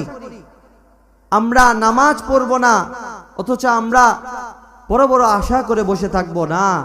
প্রিয় ভাইরা, শুনছেন, আমল করবেন, মনে রাখতে হবে এটার হিসাব, প্রত্যেকটা সেকেন্ডে হিসাব আমাকে দিতে হবে। আর যদি আমি আল্লাহ পাক রব্বুল আলামিনের আদালতে আটকা পড়ে যাই, হিসাব আমাকে দিতে হয়, সেদিন আর আমি পার পাবো না। এই জন্য সময় আছে, আমাদেরকে ইবাদত বন্দিগি করতে হবে। নামাজ এটা বেহেশতের চাবি, এই নামাজ বেহেশতের চাবি। যদি আমার কাছে তালা থাকে, চাবি না থাকে, তাহলে আমি তালা খুলতে পারবো না। এই জন্য আমাকে চাবি নিতে হবে। দুনিয়াতে থাকা অবস্থায় 5 ওয়াক্ত নামাজ আমাকে আদায় করতে হবে, তাহলে আমি সে জান্নাতের চাবিটা আমার হাতে পাবো। কাল কিয়ামতের হাসরের ময়দানে সব নবীরা ইয়া নাফসি করতে থাকবে, আর আপনার আমার কলিজার টুকরা জনাবে মুহাম্মদুর রাসূলুল্লাহ সাল্লাল্লাহু আলাইহি ওয়াসাল্লাম, তিনি আল্লাহ পাক রব্বুল আলামিনের কদমে সিজদায় পড়ে বলবেন, ইয়া উম্মতি ইয়া উম্মতি ইয়া উম্মতি, আমার উম্মতের কি হবে, আমার উম্মতের কি হবে, আমার উম্মতের কি হবে। এই নবী, যেই নবীকে আমরা না দেখে এত ভালোবেসেছি, মহাব্বত করেছি, মহাব্বত করি, দিলে ভালোবাসা রাখি, এই নবী আমরা যখন নামাজ পড়ব, রাসূলের সুন্নাত জারি রাখবো মুখে, তো কাল কিয়ামতের হাসরের ময়দানে আপনার আমার কলিজার টুকরা জনাবে মুহাম্মদুর রাসূলুল্লাহ সাল্লাল্লাহু আলাইহি ওয়াসাল্লাম তিনি চিনবেন কিভাবে? একবার রাসূল আকরাম সাল্লাল্লাহু আলাইহি ওয়াসাল্লাম আম্মা জান আয়েশা রাদিয়াল্লাহু তাআলা আনহার ঘরে বসে আছেন। আম্মা জান আয়েশা রাদিয়াল্লাহু তাআলা আনহার ঘরে যখন বসে আছেন, রাসূল সাল্লাল্লাহু আলাইহি ওয়াসাল্লাম তিনি চুপচাপ বসে আছেন। আম্মা জান আয়েশা রাদিয়াল্লাহু তাআলা আনহু জিজ্ঞাসা করলেন, ইয়া রাসূলুল্লাহ, ইয়া হাবিবাল্লাহ, কাল কিয়ামতের হাসরের ময়দানে আপনার উম্মতকে আপনারা কিভাবে চিনবেন? আপনি আপনার উম্মতকে কিভাবে চিনবেন? আল্লাহর পয়গম্বর জনাবে মুহাম্মদুর রাসূলুল্লাহ সাল্লাল্লাহু আলাইহি ওয়াসাল্লাম তিনি বলেন, যারা দুনিয়াতে থাকা অবস্থায় 5 ওয়াক্ত নামাজ পড়েছে, এই শীতের রাতেও ঠান্ডা পানি দিয়ে উজু করেছে, শীত লাগার পরেও কষ্ট করে ঠান্ডা পানি দিয়ে উজু করে সালাত আদায় করেছে, কাল কিয়ামতের হাসরের ময়দানে সেই অঙ্গগুলো জ্বলতে থাকবে। আমি রাসূল তাদেরকে চিনতে পারবো এইভাবে, তাদের অজুর অংশগুলো ঝলমল করতে থাকবে। আমার উম্মতদেরকে আমি এভাবে চিনব, আমার উম্মতকে আমি এভাবে চিনতে পারবো। এই জন্য প্রিয় ভাইরা, আমার যুবক ভাইরা, পায়ে হাত রেখে বলি, আপনি যাই কিছু করেন না কেন, আপনাকে বলবো না আপনি স্কুলে পড়েন তাই আপনাকে মাদ্রাসায় পড়তে বলবো না, আপনি কলেজে পড়েন আপনাকে মাদ্রাসায় পড়তে বলবো না। আপনার মতো কত যুবক তো এমন আছে যারা 5 ওয়াক্ত নামাজ আদায় করে, বাবা মার কথা শুনে বাবা মার অবাধ্যাচরণ হয় না, বাবা মার সাথে সৎ আচরণ করে, সৎ ব্যবহার করে, নামাজ পড়ে, সুন্দরভাবে সে চলে, জিকির আজগার করে। আপনিও তো তার মতো যুবক, আপনি কেন পারবেন না? সেও তো ভাত খায়, আপনিও তো ভাত খান, সেও তো স্কুলে পড়ে, আপনিও তো স্কুলে পড়েন, সেও তো কলেজে পড়ে, আপনিও তো কলেজে পড়েন, সে তো ভার্সিটিতে পড়ে, আপনিও তো ভার্সিটিতে পড়েন, তাহলে আপনি কেন পারবেন না? সেই যুবক যদি ভার্সিটিতে পড়ে, স্কুলে পড়ে, কলেজে পড়ে, সে যদি দাড়ি রাখতে পারে, নামাজ পড়তে পারে, ইবাদত বন্দিগি করতে পারে, আপনি কেন পারবেন না? এই জন্য যুবক ভাইদের কাছে আমার অনুরোধ, আপনি যাই কিছু করেন না কেন, মুখে রাসূল সাল্লাল্লাহু আলাইহি ওয়াসাল্লামের সুন্নত দাড়ি মোবারক রাখবেন, নামাজ আদায় করবেন, 5 ওয়াক্ত নামাজ জামাতের সাথে আদায় করবেন, বাবা মার অবাধ্য সন্তান হবেন না, বাবা মার সৎ সন্তান হবেন, বাবা মার কথা শুনবেন, বাবা মার সাথে খারাপ আচরণ করবেন না, কারণ বাবা মা যেন উফ শব্দটি আচরণ না করে আপনার সাথে। যদি আপনি বাবা মাকে কষ্ট দেন, উফ শব্দটি আপনার বাবা মা উচ্চারণ করে, আল্লাহর এতই নারাজ হন, আল্লাহ এতই নারাজ হন। যেমনি ভাবে একটা আমরা ঘটনা শুনেছি, রাসূলের সাহাবী হযরত আলকামা রাদিয়াল্লাহু তাআলা আনহুর ঘটনা আমরা জানি। হযরত আলকামা রাদিয়াল্লাহু তাআলা আনহু তিনি যখন মৃত্যু শয্যায় শায়িত, অথচ তার জবান দিয়ে কালেমা বের হয় না, লা ইলাহা ইল্লাল্লাহু মুহাম্মাদুর রাসূলুল্লাহ। রাসূলের সাহাবী হওয়া সত্ত্বেও তার জবান দিয়ে কালেমা বের হয় না। তার স্ত্রী তো বড়ই পেরেশান, রাসূলের সাহাবী হওয়া সত্ত্বেও তার জবান দিয়ে কালেমা কেন বের হয় না? তার স্ত্রী ছুটে চলে গেল রাসূলের দরবারে, ইয়া রাসূলুল্লাহ, ইয়া হাবিবাল্লাহ, আপনার সাহাবী হওয়া সত্ত্বেও সে তো মৃত্যুর শয্যায় শায়িত, অথচ তার জবান দিয়ে কালেমা বের হয় না, লা ইলাহা ইল্লাল্লাহু মুহাম্মাদুর রাসূলুল্লাহ সাল্লাল্লাহু আলাইহি ওয়াসাল্লাম। রাসূল আরবী সাল্লাল্লাহু আলাইহি ওয়াসাল্লাম বললেন, কি বলো, তুমি কি সত্য বলো? বলে, হ্যাঁ ইয়া রাসূলুল্লাহ, আমি তার স্ত্রী, সে তো মৃত্যুর শয্যায় শায়িত, অথচ তার জবান দিয়ে কালেমা বের হয় না। রাসূল চিন্তায় পড়ে গেলেন, 4 জন সাহাবীকে ঠিক করলেন, হযরত সালমান ফারসি রাদিয়াল্লাহু তাআলা আনহু, হযরত আম্মার বিন ইয়াসির রাদিয়াল্লাহু তাআলা আনহু, হযরত বিলাল রাদিয়াল্লাহু তাআলা আনহু, হযরত আলী রাদিয়াল্লাহু তাআলা আনহু। 4 জন সাহাবীকে ঠিক করলেন, যাও তোমরা আমার আলকামার কাছে যাও, আলকামার কাছে গিয়ে কালেমার তালকিন দাও, লা ইলাহা ইল্লাল্লাহু মুহাম্মাদুর রাসূলুল্লাহ। এবার 4 জন সাহাবী আলকামা রাদিয়াল্লাহু তাআলা আনহুর কাছে গিয়ে এই কালেমার তালকিন করে।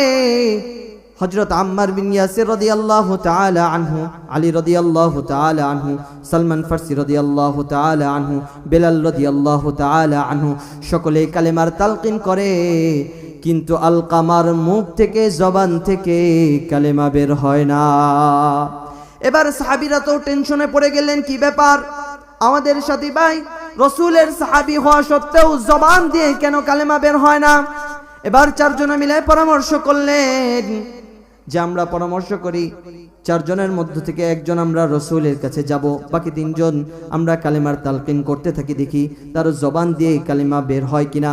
চারজন পরামর্শ করে বেলাল রাদিয়াল্লাহু তাআলা আনহুকে ঠিক করলেন। বেলাল রাদিয়াল্লাহু তাআলা আনহু তাদের কথা মতো রাসূল আরবি সাল্লাল্লাহু আলাইহি ওয়াসাল্লামের কাছে গেলেন।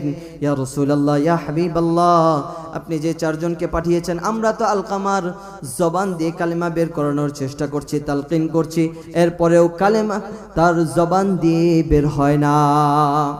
রাসূল সাল্লাল্লাহু আলাইহি ওয়াসাল্লাম বেলাল রাদিয়াল্লাহু তাআলা আনহুকে বললেন, বেলাল যাও, ঘরে গিয়ে দেখো তার পিতা মাতা বেঁচে আছে কিনা।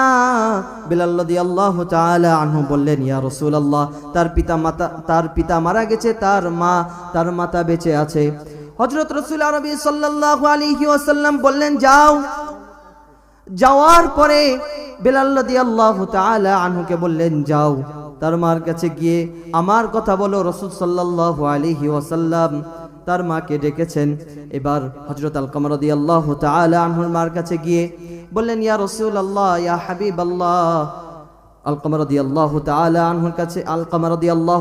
আনহুর মার কাছে গিয়ে বললেন, হে আলকামার মা, আপনাকে রাসূল আরবি সাল্লাল্লাহু আলাইহি ওয়াসাল্লাম ডেকেছেন। আলকামার মা বললেন, আমাকে কেন ডেকেছে? বলে, জানি না, ডেকেছে আপনাকে যেতে হবে, আপনি যদি না আসেন স্বয়ং রাসূল আপনার কাছে চলে আসবে। এবার আলকামার মা বললেন যে আমাকে রাসূলের কাছে আমি নিজেই যাব, রাসূলকে আমার কাছে আসতে হবে না। এবার আলকামা রাদিয়াল্লাহু তাআলা আনহুর মা লাঠিতে ভর করে করে রাসূলের কাছে গেলেন। ইয়া রাসূলুল্লাহ, ইয়া হাবিবাল্লাহ, আমাকে কেন তলব করেছেন, ডেকেছেন? রাসূল আরবি সাল্লাল্লাহু আলাইহি ওয়াসাল্লাম বললেন, আলকামার মা, আপনার সন্তান কেমন সন্তান? আলকামা বলে, আমার সন্তান ভালো সন্তান, কিন্তু আমি আমার সন্তানকে মাফ করব না। রাসূল আরবি সাল্লাল্লাহু আলাইহি ওয়াসাল্লাম বললেন, আলকামার মা আপনার সাথে কি এমন আচরণ করেছে যে আপনি মাফ করবেন না? মা হওয়া সত্ত্বেও আমি রাসূল বলতেছি, তাও আপনি আলকামাকে কেন মাফ করবেন না? বলে, আলকামা আমাকে এত কষ্ট দিয়েছে, আমি কিছুতেও মাফ করব না। ছোটবেলায় তার বাবা মারা যায়, বাবা মারা যাওয়ার পরে এই আলকামাকে মানুষ করার জন্য আমি দ্বিতীয় বিবাহ বসি নাই। এই আলকামাকে আমি অনেক কষ্ট করে মানুষ করেছি। এরপরে যখন তার বিবাহের উপযুক্ত বয়স হয়ে যায়, তখন সে বিবাহ করে, তার বিবাহ আমি দেই। সে তার স্ত্রীর কথা শুনে আমাকে প্রহার করে, আমাকে মারে, এত কষ্ট দেয় আমাকে, আমি তাকে কিছুতেই মাফ করতে পারবো না। কারণ সে আমাকে এত প্রহার করেছে, এত আঘাত করেছে। যখন অজু করার সময় যখন আমি হাত ধুই, তখন তার প্রত্যেকটা মারের দাগ আমি দেখতে পাই, আর আমার চোখ দিয়ে অজর দ্বারাই পানি ঝরে যায়। আমি আলকামাকে কিছুতেই মাফ করতে পারবো না। রাসূল আরবি সাল্লাল্লাহু আলাইহি ওয়াসাল্লাম বেলাল রাদিয়াল্লাহু তাআলা আনহুকে বললেন, যাও যাও যাও বেলাল, আলকামা তো জাহান্নামে পড়বে, জাহান্নামে পুড়ে শেষ হয়ে যাবে, সে তো অনন্তকাল জাহান্নামে থাকবে, সে তো মৃত্যুর শয্যায়, কালেমা বের হয় না। আমি রাসূল তো কিছু করতে পারবো না, কারণ আমি রাসূলের কোনো ক্ষমতা নাই। যাও তুমি অলিগুলি থেকে লাকড়ি নিয়ে আসো, আমি আলকামাকে আগুনে পুড়িয়ে দিব, কারণ সে মৃত্যুবরণ করার পরে সে জাহান্নামে যাবে, আগুনে জ্বলবে, আর আমি রাসূল এই জমিনে থেকেই তাকে এই খড়ি দিয়ে পুড়ে দিব। এবার যখন এই কথা শুনলেন আলকামার মা, এই কথা শোনার পরে তো সে সহ্য করতে পারলেন না। রাসূল কি বলেন, মায়ের সামনে সন্তান আগুনে পড়ে যাবে, এটা মাও কিছুতে সহ্য করতে পারবে না। যখন বেলাল রাদিয়াল্লাহু তাআলা আনহু সমস্ত করি নিয়ে সেখানে এক জায়গায় জড়ো করলেন, এবার আলকামার মাকে বললেন, আগুন জ্বালিয়ে বললেন, আলকামার মা দেখো আগুন জ্বালিয়েছে, এবার আলকামাকে আমি আগুনে পুড়িয়ে দিব। যদি তুমি মাফ না করো, আলকামা তো জাহান্নামে চলে যাবে, তো আমি তাকে দুনিয়াতেই পুড়িয়ে দিই। আলকামার মা বলে, আমি আমার সন্তান, যেই সন্তান আমাকে কষ্ট দিয়েছে, আমি সেই সন্তানকে মাফ করে দিলাম। আমাদের সম্মানিত প্রধান বক্তা তিনি চলে এসেছেন। নারায়ে তাকবীর, নারায়ে তাকবীর। আল কোরআনের আলো, আল হাদিসের আলো, লিল্লাহে তাকবীর। আল্লাহ পাক রব্বুল আলামিন আমাদের সকলকে যা কিছু আলোচনা করলাম এর উপর আমল করার তৌফিক দান করুন। একটু অগোছলো আলোচনা হয়েছে, আমাকে 10:30 পর্যন্ত সময় দেওয়া হয়েছে। তো যাই হোক, আলোচনা বিক্ষিপ্ত আলোচনা করেছি, যা কিছু আলোচনা করেছি সারসংক্ষেপ বলে দিচ্ছি। আল্লাহ পাক রব্বুল আলামিন আমাদেরকে আমল করার তৌফিক দান করুন, সকলেই বলি আমিন। 1 নাম্বার, আমরা বলেছি সদা সর্বদা আমরা রবের